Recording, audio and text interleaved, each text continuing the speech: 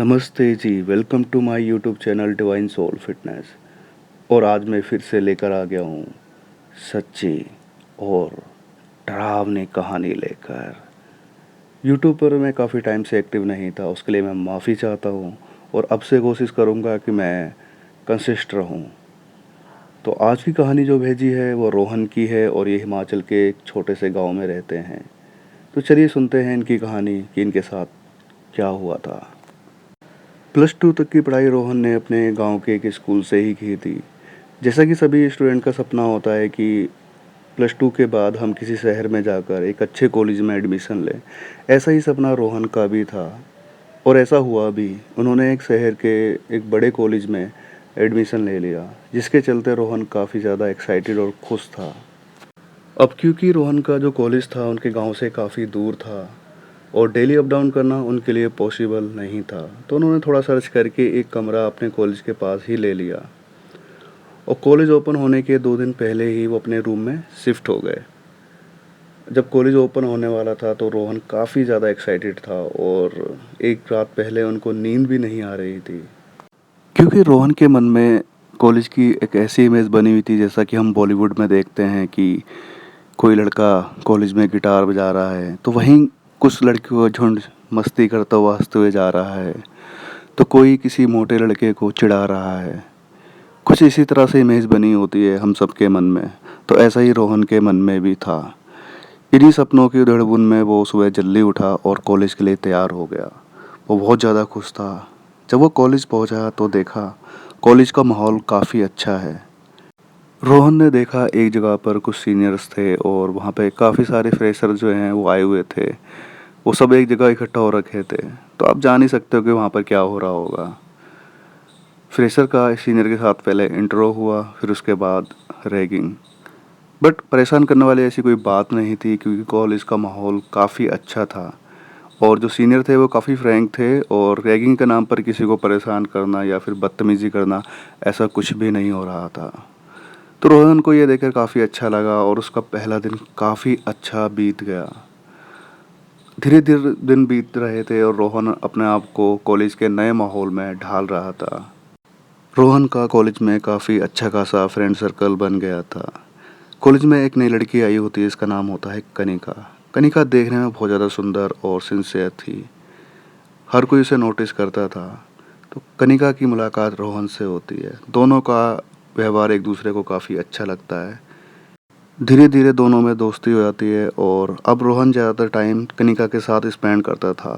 वो लोग अक्सर बाहर घूमने जाते थे, खाना खाते थे और खूब मस्ती किया करते थे। इसी तरह दिन काफ़ी अच्छे बीत रहे थे और रोहन अपनी कॉलेज लाइफ को काफ़ी इंजॉय कर रहा था। लेकिन एक बात जो उसने कनिका के बारे में नोटिस की थी, वो ये थी कि कनिका कभी कभी बहुत ज़्यादा अजीब बिहेवियर करती थी। जैसे कि सभी लोग बैठे हुए हैं, बातें कर रहे हैं, मस्ती कर रहे हैं, तो कनिका बहुत ज़्यादा अजीब बिहेवियर करती थी। रूड हो जाना, किसी से बात नहीं करना, बहुत ज़्यादा सीरियस हो जाना और कभी-कभी तो वो अचानक से ही उठकर चली जाती थी, बिना किसी को कुछ बोले, बिना किसी को कुछ बताए। तो रोहन ये सब काफ़ी नोटिस करता था, बट वो सोचता था शायद कोई प्रॉब्लम होगी, कोई स्ट्रेस होगा या हो सकता है घर में कोई प्रॉब्लम हो जो वो बताना नहीं चाह रही हो। तो इस तरह से वो इस बात को आया गया कर देता था। लेकिन एक दिन रोहन ने कनिका से पूछ ही लिया कि सुन, कोई प्रॉब्लम है क्या?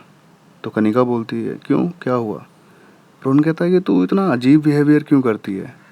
ऐसा लगता है जैसे कभी कभी बहुत ज़्यादा तू सीरियस हो गई है और कभी कभी तो तू अचानक उठ के चली जाती है बिना किसी को कुछ बताए। तो कनिका कहती है, नहीं नहीं, ऐसा कुछ नहीं है और सब ठीक है, सब नॉर्मल है। तो रोहन सोचता है शायद लड़कियों के मूड स्विंग होते हैं, तो हो सकता है इसका भी हो गया हो कुछ। तो वो इस बात को छोड़ देता है वहीं पर। कुछ दिनों बाद कनिका अचानक से कॉलेज आना बंद कर देती है। तो एक दो दिन तो रोहन यही सोचता है कि शायद बीमार हो गई होगी या फिर कोई घर में काम आ गया होगा। लेकिन जब वो लगातार 4-5 दिन नहीं आती है तो रोहन थोड़ा चिंतित हो जाता है। वो सोचता है कि शायद कोई सीरियस प्रॉब्लम ना होगी हो। तो वो अपने दोस्तों से पूछता है कि कनिका से कोई बात हुई? तो सब कहते हैं, नहीं, हमारा तो फ़ोन ही पिक नहीं कर रही है, वो आ भी नहीं रही है काफ़ी दिन से। यही रोहन के साथ भी हुआ था, वो जब भी फ़ोन करता वो पिक ही नहीं करती, कोई रिस्पॉन्स नहीं आता उधर से। तो रोहन काफ़ी चिंतित हो गया था। तो एक दिन रोहन डिसाइड करता है कि वो कनिका के घर जाएगा और पता करेगा कि क्या बात है, कनिका कॉलेज क्यों नहीं आ रही है। बट वो ये भी सोचता है कि कनिका की जो फैमिली है वो किस तरह से रिएक्ट करेगी, क्योंकि मैं यहाँ एक बात बताना चाहता हूँ कि कनिका ने कभी भी अपने और अपनी फैमिली के बारे में खुलकर नहीं बताया था, और अपनी फैमिली के बारे में तो बिल्कुल भी नहीं बताया था कि उसकी फैमिली में कौन कौन है और कौन क्या करता है। बट रोहन सोचता है जाना तो है ही, क्योंकि कनिका आ नहीं रही है, फ़ोन उठा नहीं रही है। तो एक दिन वो कॉलेज से फ्री होकर उसके घर जाने का डिसाइड कर लेता है। शाम को रोहन कनिका के घर के लिए निकल जाता है। जब वो घर के पास पहुंचता है तो देखता है कनिका का मेन गेट है वो खुला हुआ है।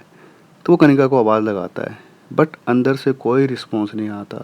वो काफ़ी देर तक वेट करता है, बट अंदर से कोई भी जवाब नहीं आता है, ना ही कोई निकल कर आता है। फिर वो अंदर जाता है तो देखता है घर की हालत कुछ ऐसी है कि यहाँ पर कोई सालों से नहीं रह रहा हो। वो चारों तरफ देखता है और कनिका को आवाज़ लगाता है, लेकिन कोई भी रिस्पॉन्स नहीं मिल रहा होता। तो वो अंदर चला जाता है। जब अंदर जाकर देखता है तो चारों तरफ पूरी तरह से शांति छाई हुई है। ऐसा लग रहा था कि घर में कोई भी नहीं है।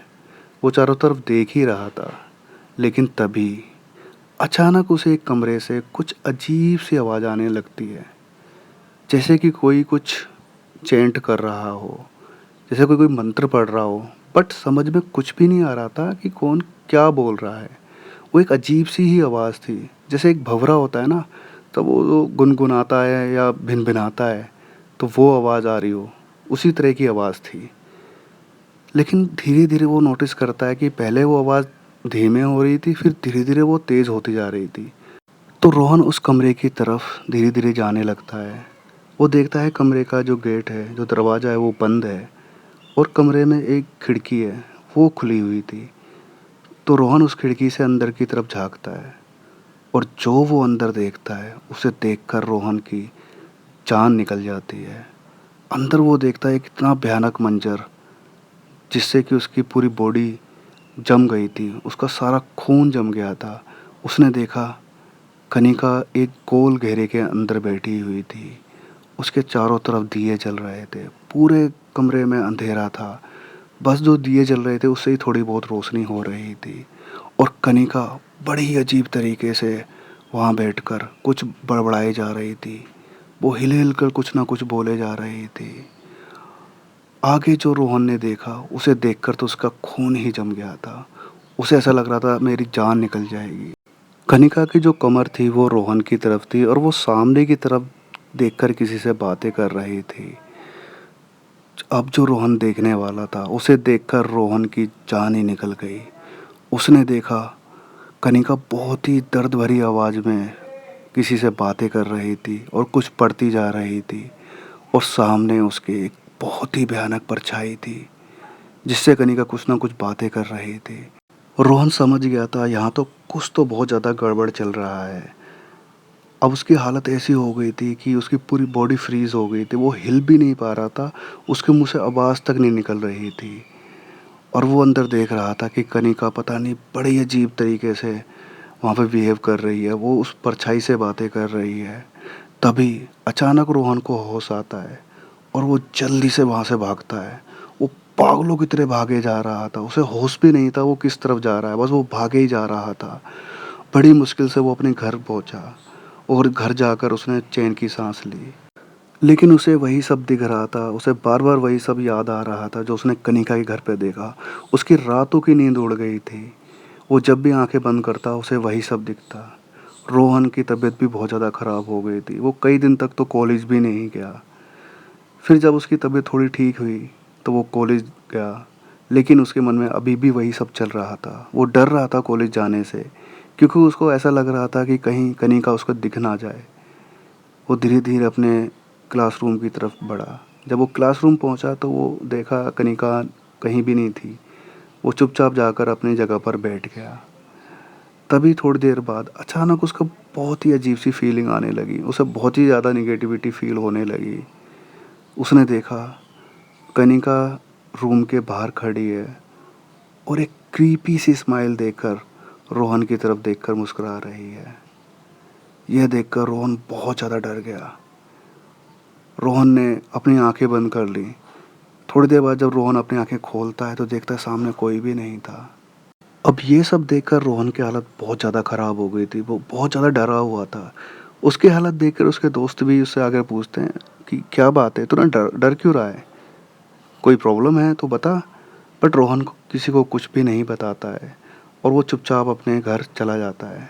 रोहन ये सब बातें अपने दिमाग से निकाल ही नहीं पा रहा था। उसे वही सब याद आ रहा था जो उसने कनिका के घर में देखा कि कनिका क्या कर रही थी। फिर जब वो कॉलेज गया तो कनिका उसको एक क्रीपी स्माइल देकर हंस रही थी। उसे वही सब याद आ रहा था। लेकिन उसको धीरे धीरे लगा कि कोई उसके चारों तरफ है, कोई उसके आसपास है जो उसको देख रहा है। तो रोहन यही सब सोच ही रहा था कि अचानक उसे फिर से कनिका दिखाई देती है और वो उसको देखकर उसी तरह हंस रही होती है जैसे कॉलेज में हंसती है। अब रोहन बहुत ज़्यादा परेशान हो गया था। उसे कुछ समझ नहीं आ रहा था क्या करे। तो वो फाइनली डिसाइड करता है कि वो अपने घर चला जाएगा। तो वो उसी दिन अपना सारा सामान पैक करता है और घर की तरफ चला जाता है। जब वो घर पहुंचता है तो वो ये सारी बातें अपने घर वालों को बताता है। तो घर वाले उसको पास के एक मंदिर में ले आते हैं और पंडित जी को मिलवाते हैं। फिर वो पंडित जी से सारी बात बताते हैं कि इसके साथ ये सब हुआ है और इस तरह से हो रहा है।